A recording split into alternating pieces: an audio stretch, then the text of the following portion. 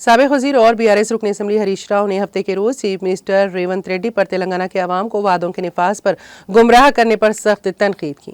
انہوں نے وزیر اعلیٰ پر سیاست سے انتقام کا الزام لگایا اور غریبوں کے مکانات کو مسمار کرنے پر سوال اٹھایا۔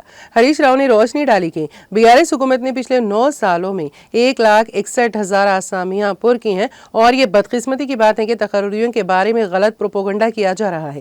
انہوں نے نشاندہی کی کہ کانگریس حکومت 50,000 ملازمتیں فراہم کرنے کے بارے میں گھمنڈ کر رہی ہیں، جو حقیقت میں پچھلی حکومت کے دوران نوٹیفائی کیے گئے تھے۔ انہوں نے انتخابی ضابطے کی وجہ سے زیر التوا تقرری خطوط جاری کرنے کا کریڈٹ لینے کا دعویٰ کرنے پر کانگریس پر تنقید کی۔ کانگریس نے پہلے سال میں 2 لاکھ نوکریاں بھرنے کا وعدہ کیا تھا، لیکن آج تک 10% بھی پورا نہیں کیا ہے۔ 9 دسمبر 2023 تک قرض کی معافی کو مکمل کرنے کا وعدہ کرنے کے باوجود آدھے سے زیادہ اہل کسان ابھی تک انتظار کر رہے ہیں۔ 4,000 روپے ماہانہ پینشن کا وعدہ 11 ماہ گزرنے کے باوجود عمل میں نہیں آیا۔ 18 سال سے زائد عمر کی خواتین کو 2,500 روپے ماہانہ الاؤنس دینے کا وعدہ پورا نہیں ہوا۔ ہر طالب علم کے لیے 5 لاکھ روپے کے تعلیمی یقین دہانی کارڈ کا وعدہ شروع نہیں کیا گیا۔